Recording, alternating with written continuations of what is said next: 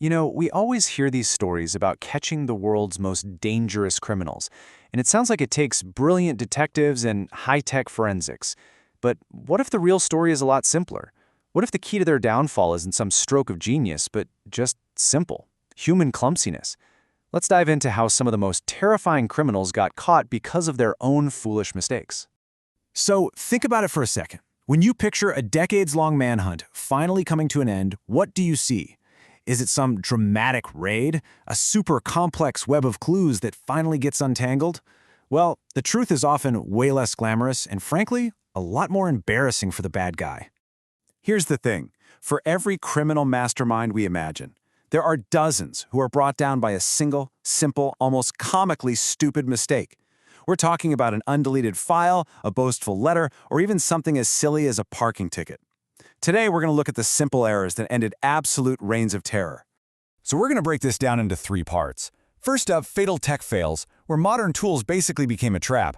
Then we'll look at those who were caught by their own ego, the ones who just couldn't resist showing off. And finally, we'll get into a simple twist of fate, where justice really just came down to pure dumb luck. Okay, let's jump right into our first section. In an age where everything is digital, you'd think criminals would be a little more careful, right? But as you're about to see, the very technology they either totally misunderstood or tried to destroy became the exact thing that exposed them. I mean, you can't make this stuff up. After 30 years on the run, Dennis Rader, the BTK killer, literally asks the police for tech support. He wanted to know if a floppy disk could be traced. The police, probably not believing their luck, put an ad in the newspaper and lied, telling him it was perfectly safe, and he believed them. So what did the cops do? They looked at the disk's metadata, basically digital fingerprints left on the file, and it pointed them straight to a guy named Dennis at the Christ Lutheran Church. And just like that, game over. The Jodi Arias case is a perfect example of how you just can't wash away digital evidence. She insisted she was nowhere near her ex-boyfriend's murder, but a digital camera she'd thrown into a washing machine to destroy told a very, very different story. Investigators actually recovered deleted photos that put her right at the scene, with timestamps, including some absolutely horrifying images taken just moments after the attack. Her alibi was just shattered, all by the evidence she tried so hard to erase. And here's a lesson Dr. Harold Shipman learned the hard way. A digital trail is a lot harder to cover up than a physical one.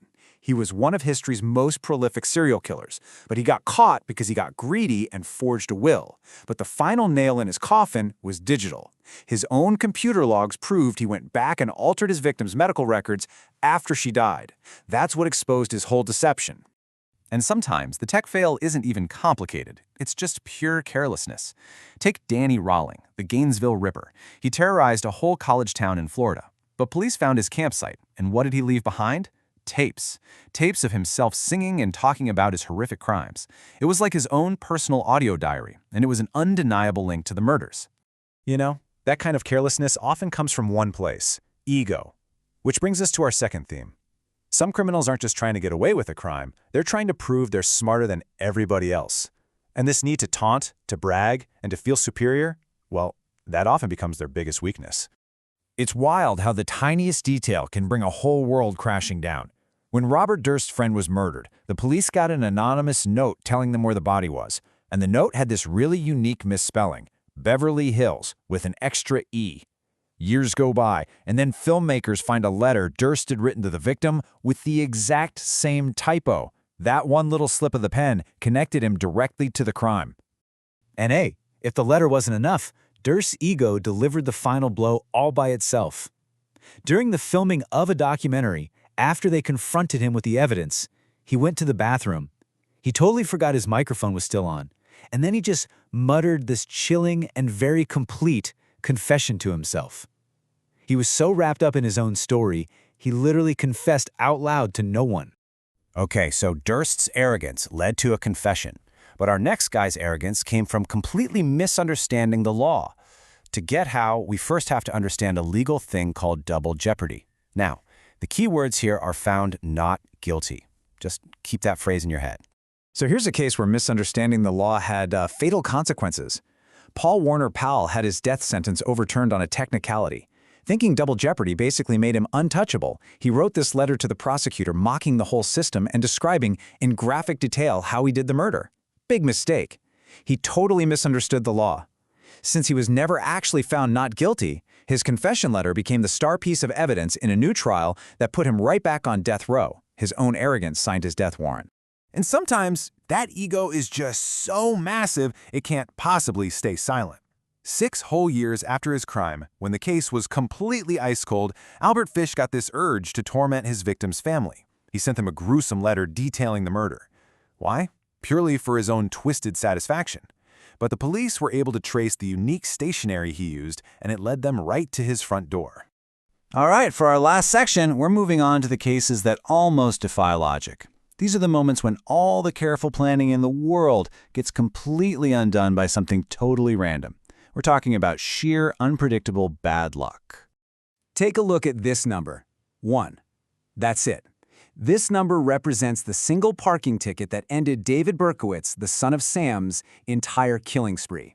A witness near his final attack remembered seeing a car getting a ticket for parking next to a fire hydrant, so police checked all the tickets issued in that area that night, and one of them led them straight to Berkowitz. A citywide panic, ended by a routine traffic violation. 90 minutes. That's the window we're talking about here. Just an hour and a half after committing the Oklahoma City bombing, the deadliest act of domestic terrorism in U.S. history, Timothy McVeigh was on the road, and he was well on his way to just disappearing. But then, a simple twist of fate. A state trooper pulls him over because his car doesn't have a license plate, just a routine traffic stop. During the stop, the trooper also finds an illegal handgun, so McVeigh gets arrested on these pretty minor charges, and that arrest kept him in a small local jail, just long enough for the FBI to connect the dots and realize America's most wanted man was already in custody. A missing license plate saved the entire investigation. For a decade, Ariel Castro's cruel, meticulous control seemed like it was unbreakable, but it all came crashing down on one single day because of one simple mistake. He forgot to lock an interior door. This one oversight, an error he had apparently never made before, gave Amanda Berry the chance she needed to get to an outer door and scream for help. A decade of horror ended by one forgotten lock. Sometimes the downfall is just plain bizarre. When a plumber came to check out a clog at Dennis Nilsen's apartment building, he found what looked like human remains in the pipes. When Nilsen was confronted, his casual, almost bored explanation was that it was probably just some leftover Kentucky Fried Chicken. The lie was so absurd, it was almost as damning as the evidence itself. And finally, you have a case like Fritz Honka. He got away with murder for years, hiding body parts inside the walls of his apartment. No detective, no witness could get to him. Instead, a completely unrelated fire breaks out in the building, forcing firefighters into his home, where they literally stumble upon his gruesome secrets by complete accident. So, when you look at all these seemingly random cases, you start to see these clear patterns emerge. You see that unchecked ego, the belief that they're just too smart to get caught.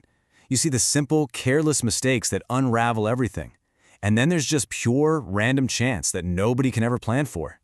They aren't superhuman. They're just human, with all the same flaws as the rest of us. And that kind of leaves us with a final unsettling thought. We build these killers up in our minds into these mythical criminal masterminds. But the evidence, it seems to suggest a very different story. Maybe the most terrifying truth is that great evil doesn't require great genius, and that its downfall can be just as simple, clumsy, and mundane as any of our own mistakes.